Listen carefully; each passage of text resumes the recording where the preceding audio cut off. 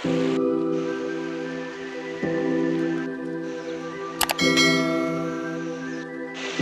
ดีพี่น้องบ้านเฮาเนาะมื้อนี้ข้าพเจ้ามาอยู่ที่แม่น้ำป่าเนาะ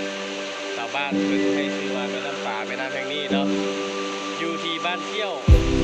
เมืองหลวงพระบางแห่งหลวงพระบางเนาะออกจากในเมืองมาประมาณ30 กิโลเมตรเนาะ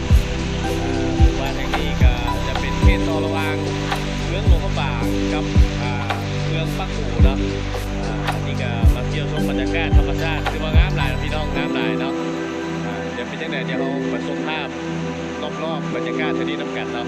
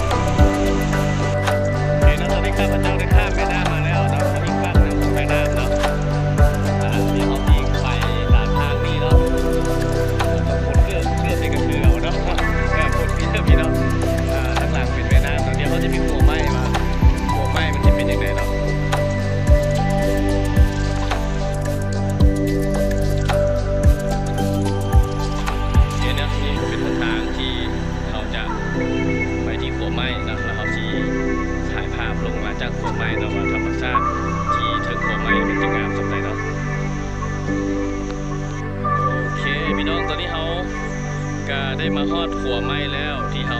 บอกว่าไม่มีขัวไม้เนาะโอเคเขาจริงไปเพิ่งว่ามันจะเป็นยังไง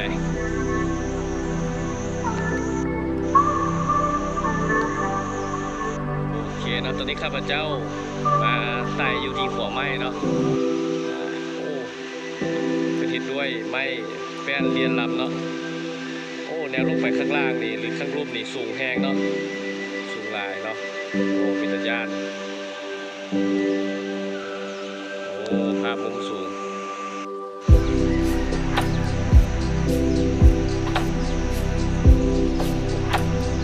โอเคข้าพเจ้าเป็นคนหนึ่งเนาะที่ย่านมุมสูงกับพี่น้องซึ่งว่าหัวมันจะยึกยักเนาะ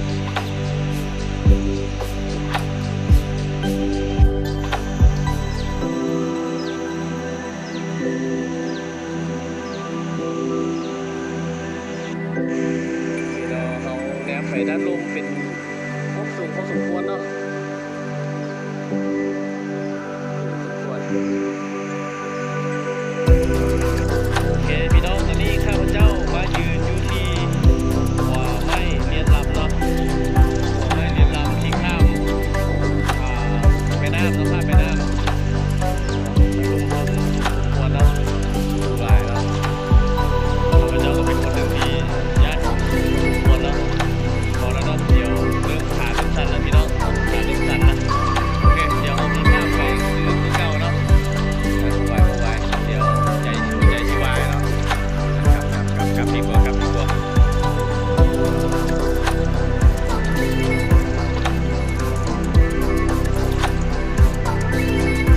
อเคทางของครอบครัวละตอนนี้ก็เป็นภาพบรรยากาศทิวทัศน์งามอยู่ที่บ้านเซี่ยวเมืองหลวงพระบางแห่งหลวงพระบางเนาะเราสามารถมาเที่ยวชมได้เนาะหัวไม้แห่งนี้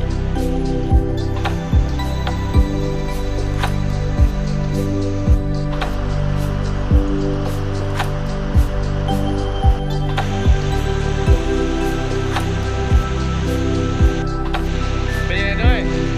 น้ำเย็นบ่น้ำเย็นบ่น้ำเย็นบ่น้ำเย็นบ่ลูกหลานชาวบ้านเนาะมาอาบน้ำเนาะเดี๋ยวมาอาบน้ำตอนเที่ยงเนาะลอยน้ำเป็นบ่ฮะลอยน้ำเป็นบ่